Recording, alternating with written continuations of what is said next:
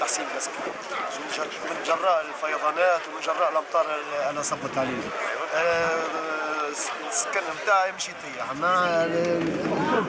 معناتها وعندي 6 صغيرات، عملت مطلب في تحسين مسكن قاعدوا يمشيوا فيه ويجيبوا. تو عندي 3 سنين عملتوا مطلب لشكون؟ باسم المعتمد باسم الشؤون الاجتماعيه، قابلت المعتمد ومشيت وجيت على في المراعني كان بعثوا لنا ورقه قالوا اتصلوا بجمعيه خيريه في بني حسان باش نجيو ناخذوا عندنا الفلوس. مشيت للجمعيه هذه طلبوا علينا شرطوا علينا فلوس، معناتها فلوس نتاع شنو؟ العلم لله. تو انا باش ناخذ 100,000 تشرط عليا 50,000 نتاع شنو؟ فلوس اعانه نتاع تحسين مسكن. تحسين مسكن الدار مش هطيح، هم عطوني 600 دينار، طلبوا عليا 50 دينار. جمعيه تنمويه طلبوا علي 50 دينار. 50 دينار هذا فيما يخص شنو؟ وعندي إعاقة وعندي 6 صغيرات وظروفي أنا باهي كان ربي، فما وهو يمنيوا فينا هاولين موجودين وما فما حتى شيء، فما ما خذيتش جيب 30 دينار ما بقاش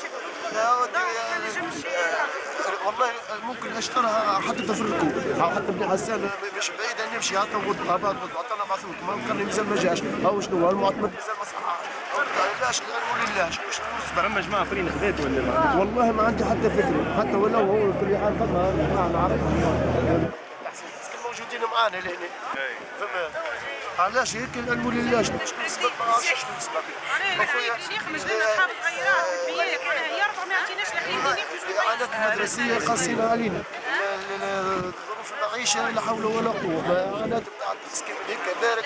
عندي 6 صغيرات وحده اللي صغيره ترضى لا يا علاقه، وبالرغم لا يعرفوني هنا وبقاو 12 من عام 98 ولا من 97 وانا هنا.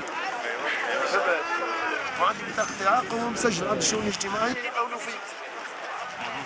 كراسي الجمعيات الكل عطلهم، الاعمال الخيريه عطلها، منع المساعدات حتى العائلات الفقيره الحليب وصل الخمر عنده معناها صروحيه وفات. المساعدات نتاع تحسين المساكن ما وصلهمش ليهم. ديجاج خاطر مهما عطل الحركه عطل كل مسار حركي في جماتنا.